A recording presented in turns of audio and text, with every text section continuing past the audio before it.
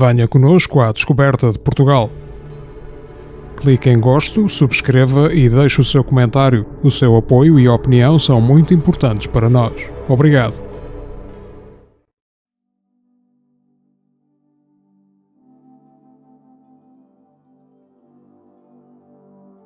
A Igreja de São Pedro de Lourosa situa-se na freguesia com o mesmo nome, que faz parte do concelho de Oliveira do Hospital. Esta localidade tem uma longa história que remonta a tempos anteriores à fundação da nacionalidade.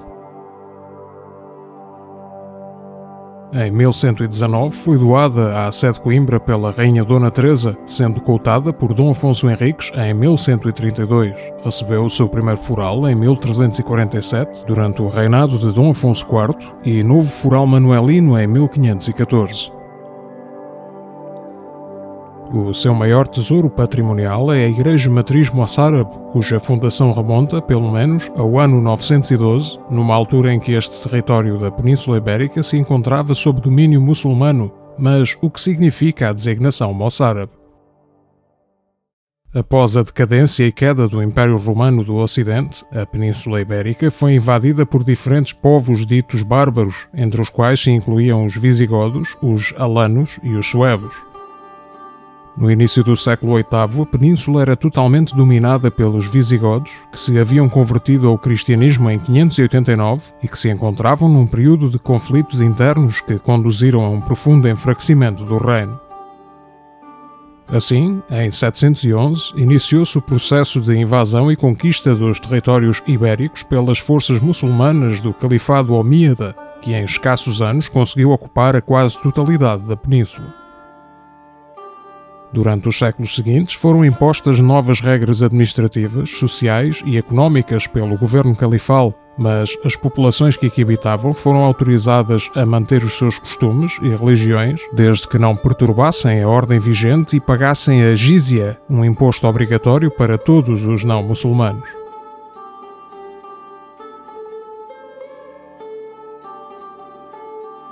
Os cristãos, que constituiriam a maioria dos habitantes da Península Ibérica entre os séculos VIII e IX, dividiam-se essencialmente entre os de culto oriental, de influência bizantina, e os moçárabes, herdeiros do culto e tradição visigótica.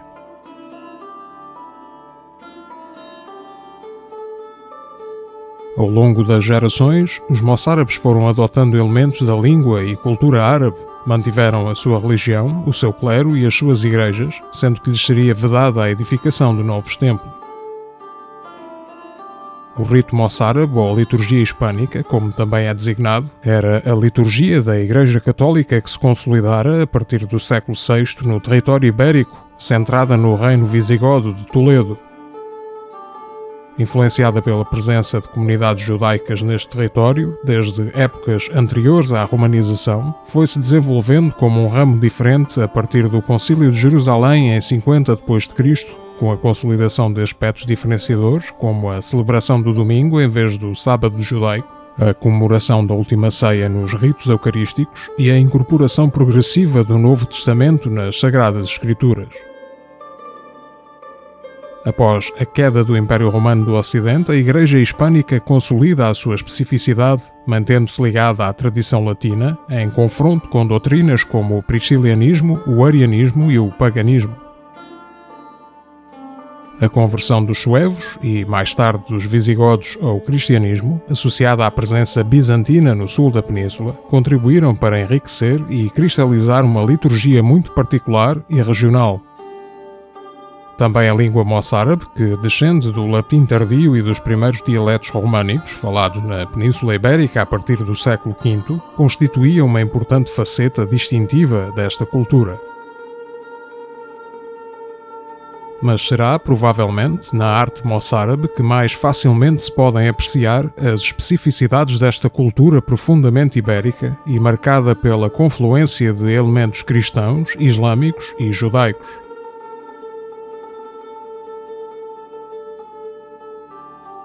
Esta mestiçagem artística surge expressa em obras produzidas entre os séculos VIII e XI, que correspondem à época de coexistência e subsistência desta comunidade cristã durante a presença muçulmana.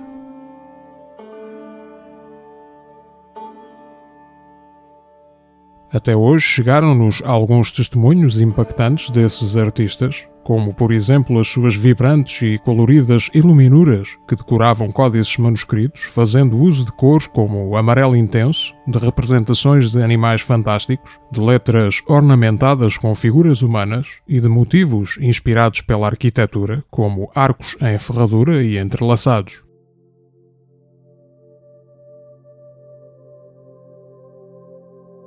A escultura e orivesaria da época moçárabe é caracterizada pela utilização de técnicas importadas de períodos anteriores, sendo predominantes os elementos geométricos e vegetalistas.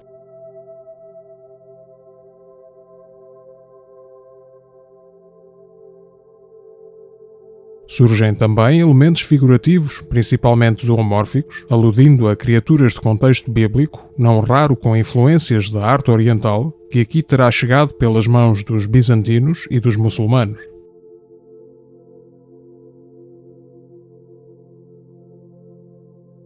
A arquitetura moçárabe resulta, também ela, da fusão de componentes paleocristãos, visigóticos e asturianos, com outros de origem islâmica.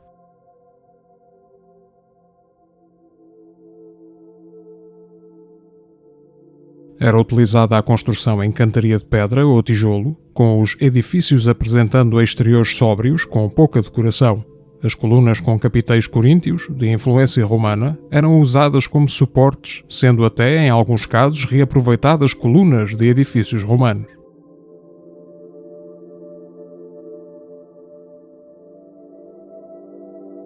O alfiz surge muitas vezes como elemento que amoldura os arcos, sendo o arco em ferradura o mais comumente utilizado, tanto isoladamente como em pares, seja em portas ou janelas geminadas, mas também para formar belas arcadas.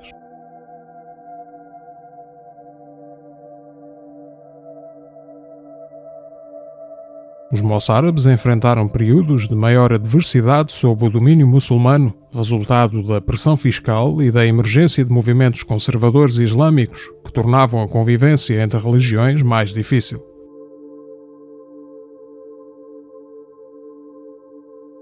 Alguns deles acabaram por emigrar para áreas no norte da península que, entretanto, foram sendo conquistadas por forças cristãs.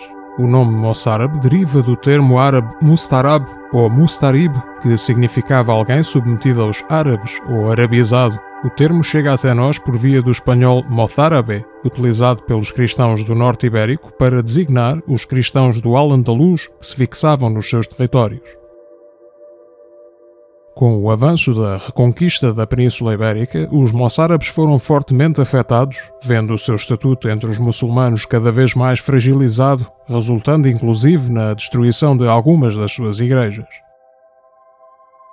Tendo vivido fora da influência de ordens religiosas católicas como os cistercienses, que tinham grande poder no norte cristão ibérico, os moçárabes preservaram o seu rito e liturgia, que era distinta da liturgia latina vigente. A unificação dos rituais, definida em 1080 no Concílio de Burgos, levou à abolição da liturgia moçárabe em 1086. Os séculos XII e XIII foram palco da progressiva perda de relevância e individualidade dos moçárabes, levando à sua assimilação praticamente total pela comunidade católica romana, maioritária e mais poderosa.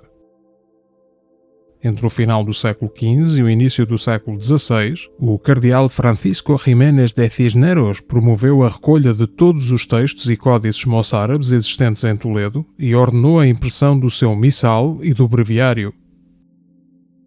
Este importante passo revitalizou e preservou esta tradição cultural moribunda, sendo instituída uma capela na Catedral de Toledo para a realização da liturgia moçárabe, que continua ainda hoje a ser celebrada diariamente nesse mesmo local.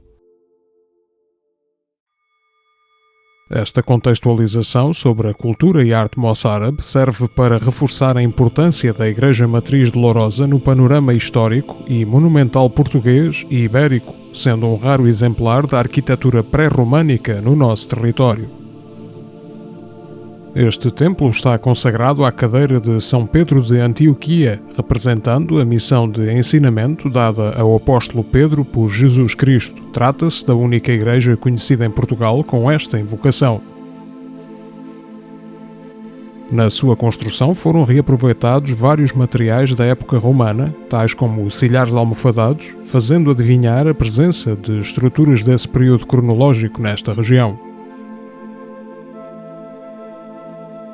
As dúvidas sobre em que momento específico ocorreu a edificação desta igreja continuam a dividir os especialistas, não sendo certo se terá acontecido ainda sob domínio muçulmano ou já sob domínio cristão.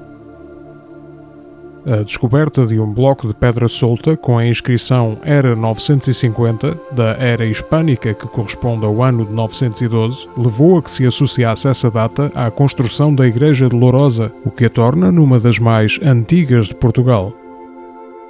O templo apresenta uma planta longitudinal, possuindo uma cabeceira tripartida. Acima desta, sobre a nave central, surge um agimês moldurado, uma janela encimada por 2 arcos e dividida por um colunelo, denominado mainelo, que teve origem na época romana e que surge frequentemente na arquitetura visigótica, pré-românica e islâmica. Os braços salientes do transepto, que têm uma altura inferior à do cruzeiro, apresentam telhados suportados, nos ângulos, por modilhões de rolo, constituindo um dos escassos elementos esculpidos no exterior da igreja. As fachadas laterais norte e sul são simétricas, sendo compostas pelos corpos do nártex, que antecede a entrada na igreja, pelas naves, pelo transepto, braços que dão a forma cruciforme à planta do templo, e pela cabeceira, onde ficam a capela-mor e as capelas colaterais.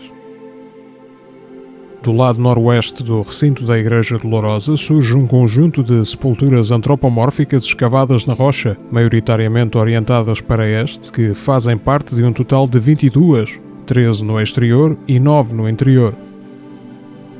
Durante as obras de reconstrução do templo, realizadas na década de 1930, as sepulturas foram reveladas durante a desmontagem do campanário gótico, que foi, entretanto, reconstruído do lado oeste. Ao levantarem o pavimento no interior da igreja, foi revelado um afloramento rochoso com diversos enterramentos em sepulturas nele escavadas, correspondendo a uma utilização que se estendeu no tempo, pelo menos até o século XII.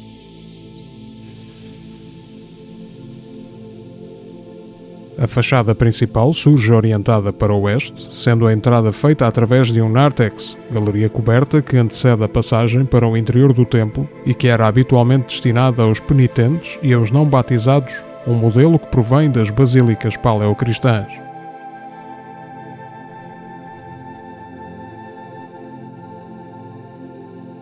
Neste espaço estão expostas diversas peças de interesse, encontrando-se sobre o portal da igreja a já mencionada pedra epigrafada com a data de 950, correspondente ao ano de 912, tida como indicativa do ano de edificação deste monumento. Outros objetos aqui visíveis incluem fragmentos de frisos, parte de um medalhão de influência asturiana, um capitel gótico, uma tampa de sepultura decorada com um baixo relevo circular com uma cruz ao centro e fragmentos de inscrições góticas.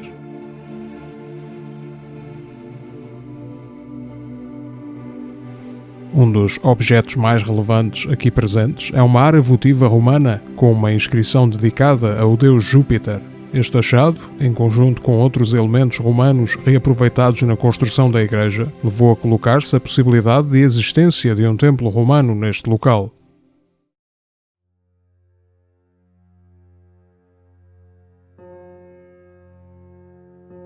O corpo central da igreja encontra-se dividido em 3 naves, com 2 andares e 3 tramos, formados por arcos em ferradura suportados por saimeis de grandes dimensões, que são comuns ao arranque de 2 arcarias.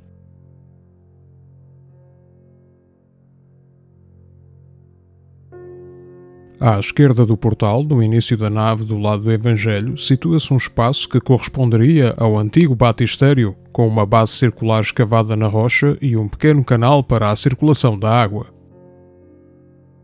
No arranque do arco do primeiro tramo do lado esquerdo encontra-se um silhar reaproveitado com uma inscrição que será datada do século XII, referente a uma possível reforma românica da igreja, que terá sido mais estrutural do que decorativa. Na área do cruzeiro, que antecede a Capela Mor, apresenta um arco em ferradura de cada lado, existindo vestígios da existência de uma iconóstase, estrutura divisória que separava a nave da zona reservada ao clero. Nos arcos do cruzeiro, que antecedem os braços do transepto, podem ver-se restos de pinturas murais, que remontarão ao século XVII ou XVIII, à altura em que aqui foram realizadas obras de manutenção e colocados altares barrocos.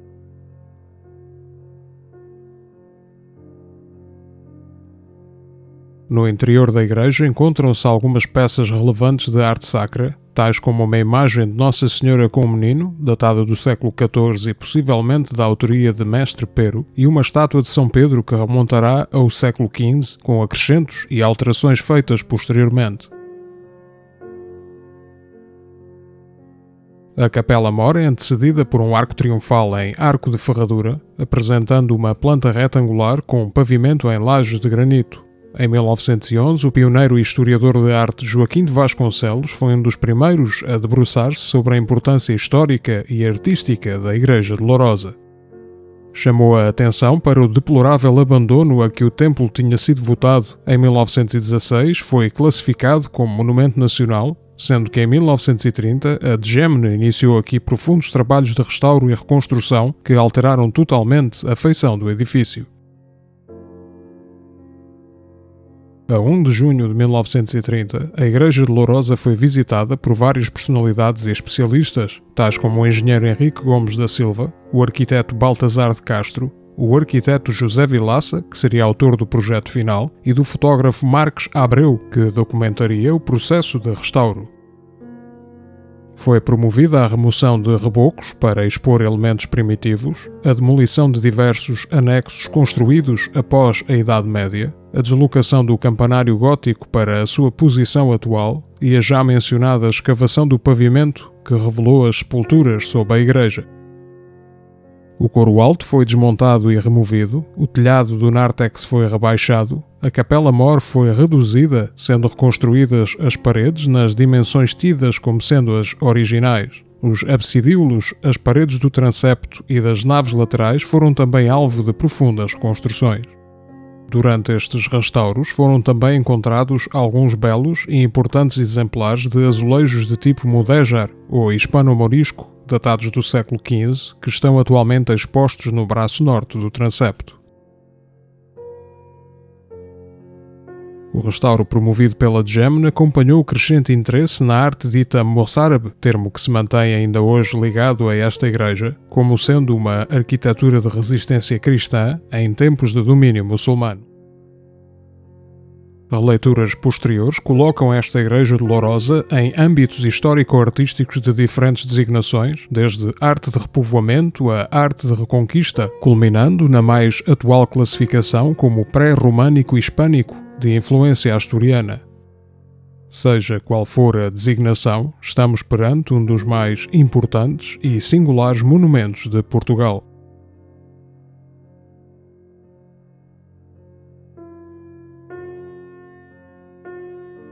Muito obrigado por ter vindo conosco à descoberta de Portugal.